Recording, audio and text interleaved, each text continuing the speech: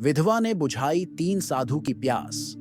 For motivation in life and to gain wealth. 3 सन्यासी सत्य की खोज में निकले थे और एक गांव में पहुंचे, जहां उन्होंने भिक्षा मांगने का निर्णय लिया। गांव के लोग उन्हें आदरपूर्वक भोजन देते थे, लेकिन एक झोपड़ी थी जहां कोई नहीं जाता था। जब उन्होंने उस झोपड़ी के बारे में पूछा, तो ग्रामीण ने बताया कि वहां एक विधवा रहती है, जिसे समाज ने कलंकित कर दिया है।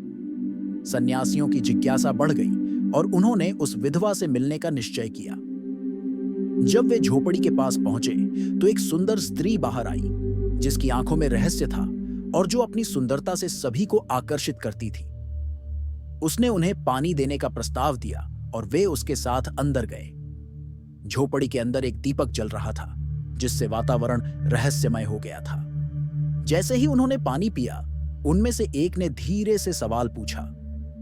से बने बर्तन की तरह होती, लेकिन वह तो अपने हाथों से आकार लेता है। इसी तरह मनुष्य की नियति भी उसके कर्मों से बनती है। देवर्षि की बात सुनकर गांव वालों में हलचल मच गई। कुछ ने सहमति जताई, जबकि कुछ ने विरोध किया। विधवा ने देखा कि लोग उसके प्रति अपनी धारणाओं को बदलने के लिए तैयार नहीं थे। उसने गहरी सांस ली और कहा, अगर मैं अपने अतीत को बदलना चाहती हूं, तो मुझे क्या करना होगा?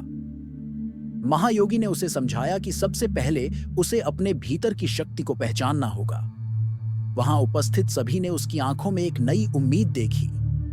सन्यासियों ने उसे बताया कि समाज का डर उसे आगे बढ़ने से रोक रहा है, लेकिन अगर वह अपने आत्मसम्मान को बनाए रखेगी, तो लोग उसे स्वीकार करेंगे। विधवा ने अपने मन में ठान लिया कि वह अपने जीवन को बदलने के लिए तैयार है। गांव वाले अब भी उसे घूर रहे थे, लेकिन अब उनकी आंखों में पहले जैसी नफरत नहीं थी। देवर्षि ने कहा, यदि तुम अपने जीवन में बदलाव लाना चाहती हो, तो तुम्हें पहले खुद पर विश्वास करना होगा। विधवा ने धीरे धीरे अपने अतीत को पीछे छोड़ने का संकल्प लिया। इस बीच गांव के कुछ लोग अभी भी उसके खिलाफ थे, लेकिन धीरे धीरे अन्य लोग उसके साहस को सराहने लगे। उन्होंने महसूस किया कि अगर वह अपने जीवन में बदलाव ला सकती है, तो शायद वे भी अपने पूर्वाग्रहों को बदल सकते हैं। महायोगी ने कहा, सच्चा परिवर्तन तब होता है जब हम अपने भीतर की शक्ति को पहचानते हैं और उसे बाहर लाते हैं। विधवा ने अपने दिल में एक नई ऊर्जा महसूस की और उसने अपने जीवन को एक नई दिशा देने का निर्णय लिया।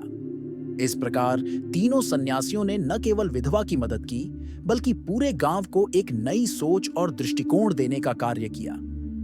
अब यह केवल विधवा की कहानी नहीं थी, बल्कि पूरे गांव की नैतिकता और एकता की कहानी बन गई थी। कभी घड़ा ना बन पाती और पत्थर कभी मूर्ति ना बन पाता।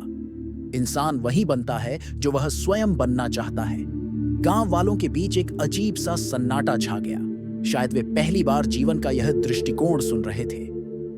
अचल मुनि ने गांव वालों की ओर देखा और गंभीर स्वर में बोले, तुम लोग इस स्त्री को अपवित्र मानते हो, लेकिन क्या कभी सोचा कि इसे इस राह पर धकेलने वाला कौन था? जब इसका पति मरा, तो तुम में से किसी ने इसे सहारा क्यों नहीं दिया? क्या यह इसकी गलती थी या समाज की? गांव वाले एक दूसरे की ओर देखने लगे। कुछ ने सिर झुका लिया। अचल मुनि ने आगे कहा, अगर कोई पुरुष सन्यासी बन जाए तो समाज उसे पूजता है, लेकिन यदि कोई स्त्री कोई और राह चुन ले तो उसे घृणा मिलती है। यह कौन सा न्याय है? गांव में फुसफुसाने की बातों को सुनकर उस स्त्री की आंखों में आंसू छलक आए। उसने हाथ जोड़कर कहा, बाबा, आज पहली बार मुझे किसी ने इंसान समझा है। मैं अपने अतीत से मुक्त होना चाहती हूं। कृपया मुझे मार्ग दिखाइए।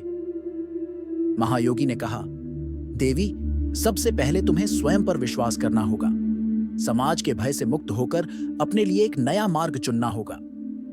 स्त्री कुछ क्षण विचार करती रही, फिर उसने धीरे धीरे अपने गहने उतारकर सन्यासियों के चरणों में रख दिए और दृढ़ स्वर में कहा, आज से मैं अपनी पुरानी पहचान त्याग रही हूं। अब मैं एक नया जीवन प्रारंभ करूंगी। गांव वाले यह देखकर चकित रह गए। कुछ के मन में प्रश्न उठे, तो कुछ के हृदय में सम्मान की भावना जागी। देवर्षि ने गांव वालों की ओर मुड़कर कहा, अब यह स्त्री अपना जीवन बदलना चाहती है, लेकिन प्रश्न यह है कि क्या तुम लोग इसे स्वीकार करोगे? गांव में एक बार फिर हलचल मच गई। कुछ लोगों ने सहमति में सिर हिलाया, लेकिन कुछ अब भी संकोच में थे। तभी एक वृद्ध किसान आगे बढ़ा और हाथ जोड़कर बोला, बाबा, आपने आज हमारी आंखें खोल दी। यदि यह स्त्री सच में अपना जीवन बदलना चाहती है तो हमें इसे अपनाने में कोई संकोच नहीं होना चाहिए।